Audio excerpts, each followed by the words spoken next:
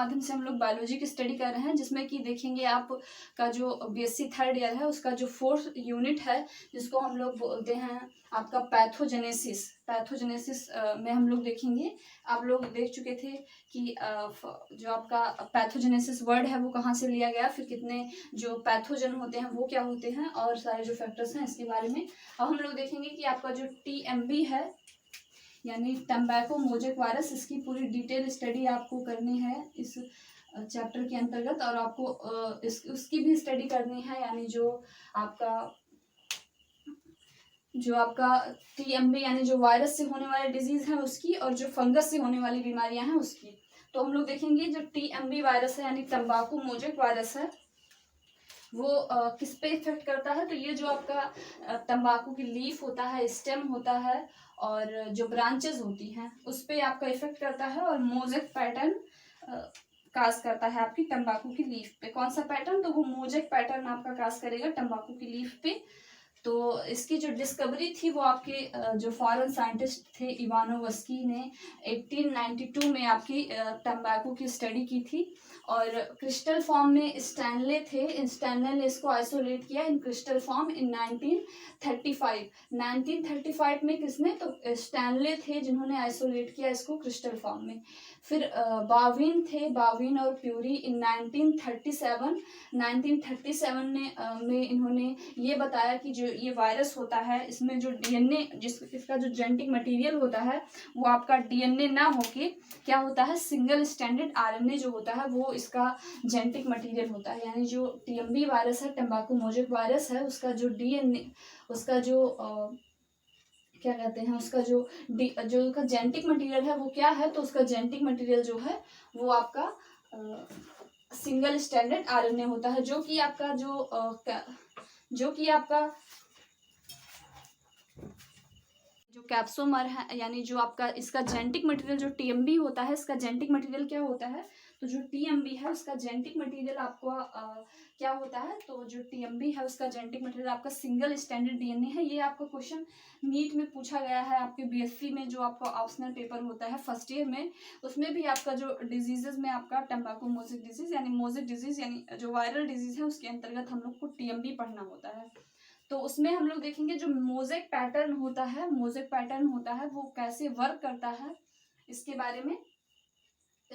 फिर बाविन जो थे, बाविन और puree shows that virus contain, कि जो वायरस कंटेन होता है वो क्या होता है, वो जेनेटिक मटेरियल जो इसका होता है वो क्या होता है, सिंगल स्टैंडर्ड RNA होता है। जो सिंगल स्टैंडर्ड RNA होता है वो क्या होता है, तो वो जेनेटिक मटेरियल होता है आपके वायरस का। और फ्रैंकलिन एट आल, तो किसने, फ्रैंकलिन और एट ऑल ने 1957 में ये डिस्क्राइब किया कि ये जो है ये वर्ल्ड वाइड है, मतलब पूरे संसार में जो तंबाकू का प्लांट जहाँ भी होगा वो ये वायरस उसको इन्फेक्ट कर सकता है। इस पे जो टेम्परेचर है उसका ज़्यादा इफेक्ट नहीं पड़ता है, टेम्परेचर ये मेंटेन कर लेता है। कोल्ड प्लेसेस में भी अपना ये इफेक्ट शो करता है, और जो वार्म प्लेसेस होंगे जहाँ पे तंबाकू का प्लांट सर्वाइव करता है वहाँ पे ये वायरस सर्वाइव करते हैं।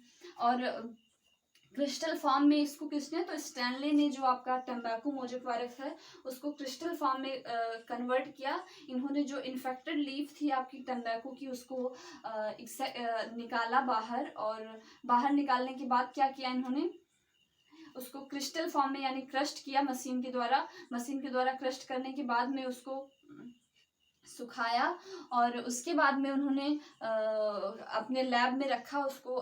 50-60 सालों बाद फिर से इन्होंने नॉर्मल तंबाकू प्लांट पे उसका छिड़काव किया, तो फिर से उस मतलब जो तंबाकू के सिम्टम्स होते हैं, जो मोजेक वायरस के सिम्टम्स होते हैं वो उस पे नजर आए। तो ये जो फिनोमिना हुआ उसको इन्होंने बताया कि ये जो तंबाकू का वायरस है वो कई ईयर्स तक सरवाइव करता है बिना अपने होस्ट की, यानी बिना तंबाकू के प्लांट के ये सरवाइव करता है। वैसे भी जो वायरस होते हैं वो कनेक्टिंग लिंक होते हैं आपके लिविंग और नॉन लिविंग ऑर्गेनिम्स के बीच में। तो ये इनमें जो कैरेक्टर्स होता है जब अपने होस्ट के समीप होते हैं, उनके पास होते हैं, तो ये करेक्टर्स जो होते हैं वो होस्ट वाले दिखाते हैं, और फिर अपना जो लिविंग करेक्टर है वो दिखाते हैं। जब होस्ट इनका नहीं होता है तो ये रेस्टिंग पीरियड में चले जाते हैं और अपना लिविंग करेक्टर नहीं दिखाते हैं। अपनी जो सेल का डुप्लीकेशन हुआ, मल्टीप्लिकेशन ऑफ सेल हुआ, या अदर जो एक्टिविटी हुई, जो इनका कैप्सिड का कैप्सोमेयर का फॉर्मेशन हुआ, वो उसका फॉर्मेशन नहीं करते हैं। तो फिर मार्फोलॉजी में देखेंगे कि इसकी जो वायरस है उसकी मार्फोलॉजी क्या है। तो उसकी मार्फोलॉजी के बारे में हम लोग देखेंगे कि उसकी मार्फोलॉजी क्या है। तो स्टडी अंडर माइक्रोस्कोप, यानी जो इलेक्ट्रॉन माइक्रोस्कोप है, इसकी डिस्कवरी के बाद में ही इसकी डिस्कवरी हुई। तो जो इलेक्ट्रॉन माइक्रोस्कोप की डिस्कवरी के बाद में, तो उसके अंदर हम इस वायरस को रख के फिर एनालाइज करते हैं कि इसमें क्या क्या कैसे कैसे पाया जाता है। तो फाउंड फॉलोइंग स्ट्रक्चर, मतलब इलेक्ट्रॉन माइक्रोस्कोप के अंदर देख के उसमें फॉलोइंग स्ट्रक्चर को एनालाइज किया गया। मतलब ये जो वायरस होता है that is rod shape, that like ये वायरस जो होता है वो रोड शेप होता है, जिसका जो विड्थ होती है वो कितनी होती है 160 एंगस्ट्रॉम, और इसकी लेंथ होती है वो आपकी 3000 एंगस्ट्रॉम होती है। जो विड्थ होती है वो कितनी होती है 160 एंगस्ट्रॉम, और जो इसकी लेंथ होती है वो कितनी होती है तो वो 3000 एंगस्ट्रॉम। ये होता कैसे है, तो that is rod shape virus. ये होता है आपका रॉड शेप वायरस, और इसमें फॉलोइंग स्ट्रक्चर पाए जाते हैं in rod shape, thin, long and shows helical बाइनल सीक्वेंस, यानी जो इसका हेलिक्स होते हैं, क्योंकि देखिए यहाँ पे मुड़ाव दिख रहा है आपको, जो ऐसी संरचनाएं होती हैं उसको हम लोग हेलिक्स बोलते हैं। तो इसमें हेलिक्स का फॉर्मेशन होता है, जिसमें क्या होते हैं, जिसमें आपके कैप्सिड अरेंज होते हैं। इस हेलिक्स के अंदर आपके कैप्सिड अरेंज होते हैं। इस जो पूरा वायरस होता है, इसमें जो आपके 321 जो होते हैं वो कैप्सिड यूनिट पाई जाती हैं एक वायरस के अंदर। कितनी, तो वो 2130 जो होती हैं वो आपकी कैप्सोमर है उसकी यूनिट जो पाई जाती हैं वो कितनी पाई जाती हैं, तो वो 321 पाई जाती हैं। ये rod shape helical binary symmetry, and जो डायमीटर होता है इसका कितना होता है, तो 160 एंगस्ट्रॉम होता है। ईच सब यूनिट कंटेन प्रोटीन, मतलब इसकी जो सारी सब यूनिट होती हैं, जैसे एक एक जो कैप्सोमर हुए ये किसके बने होते हैं, तो ये प्रोटीन की कोट होती है इनके ऊपर, ये प्रोटीन सराउंडेड होता है, कैप्सिड होते हैं एंड न्यूक्लिक एसिड से बने होते हैं। जो कैप्सिड कंसिस्ट ऑफ कैप्सोमेयर, जो कैप्सिड होते हैं वो किससे बने होते हैं, तो वो कैप्सोमेयर से बने होते हैं। कई सारे कैप्सोमेयर आपके मिल के, देखिए यहाँ पे कैप्सिड का फॉर्मेशन कर रहे हैं, ये पूरा स्ट्रक्चर कैप्सिड का हुआ, और ये आपके कैप्सोमर का स्ट्रक्चर हुआ। ये कितने हैं, तो ये 2130 हैं। इट इज आइडेंटिकल प्रोटीन सब यूनिट, ये समान प्रोटीन सब यूनिट होती हैं। ईच कैप्सोमर कंटेन 180, यानी जो ईच कैप्सोमर हुआ, जैसे एक ये जो यूनिट हुई इसमें आपके कितने, तो 180 जो है वो एमिनो एसिड होते हैं। कितने अमीनो एसिड होते हैं, तो 180 जो होते हैं वो आपके अमीनो एसिड हैं। फिर इसका मॉडल जो है वो आपका हेलिक्स मॉडल है। कैसे फॉर्मेशन होता है, नॉर्मल सा, सबसे पहले आप हेलिक्स बनाएंगे,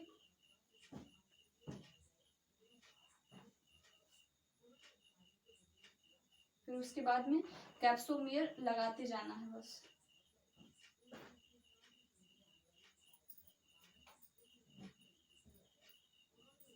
धीरे धीरे बड़ा करेंगे और ये आपका जो वायरस होगा वो बन जाएगा। तो ये जो सिंगल स्टैंडर्ड आरएनए होता है, इसी पे जो होते हैं आपकी वो जो कैप्सोमर होते हैं वो हेलिक्स फॉर्म में अरेंज होते हैं। तो कैप्सिड कंसिस्ट ऑफ कैप्सोमर, इतना यानी 2130 जो होंगे वो आपके कैप्सोमर होते हैं। इसका जो मॉलिक्यूलर वेट होता है वो 1800 डाल्टन मॉलिक्यूलर वेट होता है आपके कैप्सोमर्स का। फिर जो रॉड शेप वायरस है उसका स्ट्रक्चर देखेंगे। तंबाकू पे जो तंबाकू की लीफ होती है उस पर कैसे सिम्टम काज होते हैं उसको देखेंगे। जो ये वायरस जब आपके तंबाकू की लीफ पे इफेक्ट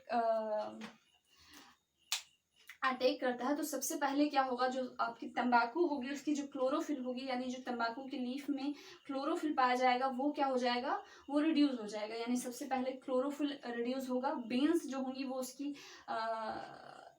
डिस्ट्रॉय होना स्टार्ट कर देंगी। जो मतलब जैसे आपका नेक्रोसिस डिजीज हो जाएगी।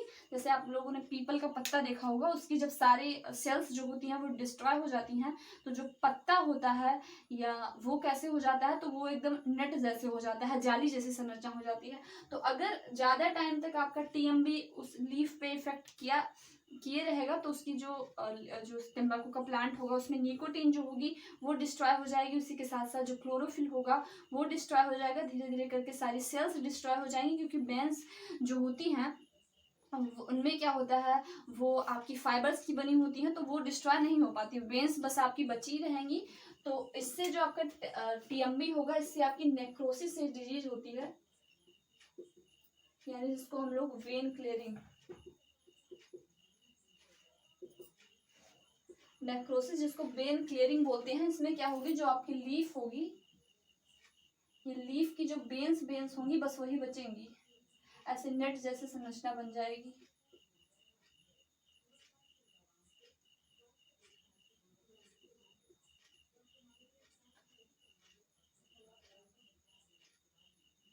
लीफ जो होगी वो उसमें ऐसे नेट जैसे संरचना बन जाएंगी। जो इसकी सेल होंगी वो डिस्ट्रॉय हो जाएगा, जो सेल में क्लोरोफिल होगा वो डिस्ट्रॉय हो जाएगा, जो इसमें निकोटीन होगा वो डिस्ट्रॉय हो जाएगा। यानी सेल में जो जितने सेल जो है, सेल के जितने ऑर्गन्स हैं, सेल ऑर्गन्स, वो सारे क्या हो जाएंगे, वो डिस्ट्रॉय हो जाएंगी और लीफ आपकी कुछ ऐसी हो जाएगी। जब ये सिम्टम स्टार्टिंग होती है तो अगर इस पे हम लोग कंट्रोल कर ले गए तो आपकी जो लीफ होगी वो तो इन्फेक्टेड रहेगी ही, उस पर जो निकोटीन होगा वो डिस्ट्रॉय हो जाएगा, जो टेस्ट होगा तंबाकू का वो नहीं मिलेगा, क्योंकि निकोटीन ही मेन होता है। तो ये आपकी सिम्टम हुई, मार्फोलॉजी हुई और इंट्रोडक्शन हुआ आपकी तंबाकू डिजीज का। फिर लीफ में हम लोग देखेंगे कि जो आपका ये है, ये आपका सिंगल स्टैंडर्ड आरएनए होगा जो कि प्रोटीन का बना होता है। इसमें ये आपके कैप्सिड हो गए, कई सारे कैप्सिड मिलके किसका फॉर्मेशन करते हैं, सॉरी कई सारे कैप्सोमियर मिलके आपके कैप्सिड का फॉर्मेशन करते हैं। एक कैप्सिड बनाने में आपका कितना 2130 जो होंगे वो कैप्सोमियर होंगे, तब जाके आपका कैप्सिड का फॉर्मेशन होगा। और फिर देखेंगे जो लीफ है, लीफ का नॉर्मल स्ट्रक्चर, ये आपकी लीफ हो गई। फिर उसमें जो मोजेक पैटर्न है, यानी जहां भी वर्ड मोजेक आएगा, मोजेक जहां भी वर्ड आएगा वहां पे हमेशा रिलेटेड जो मतलब मोजेक वर्ड जहां भी आएगा वहां जो सिम्टम होंगे, यानी जो बीमारी जो काज करने वाला पैथोजन होगा, वो हमेशा पैथोजन जो होगा वो वायरस होगा। जहाँ पे मोजेक वर्ड आया आपको कहीं भी, जैसे येलो YMB, येलो मोजेक बेनान भिंडी, ये भी क्या होता है, इस मोजेक वर्ड जहाँ भी आएगा वहाँ पे क्या होगा, सिम्टम जो पैथोजन होगा वो हमेशा से वायरस होगा। तो ये ध्यान रखिएगा आप। फिर लीफ का स्ट्रक्चर, जो लीफ एपेक्स हो गया, लीफ के सारे पार्ट, पैटियोल हो गए, बीन हो गई, मेन बीन हो गई, लेटरल मार्जिन हो गई। तो ये सारे स्ट्रक्चर जो है लीफ के हैं। लीफ में आपका ये आप पूरा लीफ में बना सकते हैं ये सिम्टम्स। और ये आपका जो टीएमबी है वो कंप्लीट हो गया। आगे जो आपका सिट्रस कैंकर पे हम लोग देखेंगे कि सिट्रस कैंकर पे जो जेंथोमोनास बैक्टीरिया हो, जो जेंथोमोनास बैक्टीरिया होता है, वायरस होता है, वो कैसे अटैक करता है आपके सिट्रस कैंकर को, कैसे बैक्टीरिया अटैक करता है आपके सिट्रस कैंकर को, जो उसका थॉर्न है, लीफ है, फ्रूट है, उस पर कैसे अटैक करता है। तो आप लोग वीडियो को देखिएगा, चैनल को सब्सक्राइब करिएगा, वीडियो को लाइक करिएगा, कमेंट करिएगा। आज के लिए इतना ही, धन्यवाद।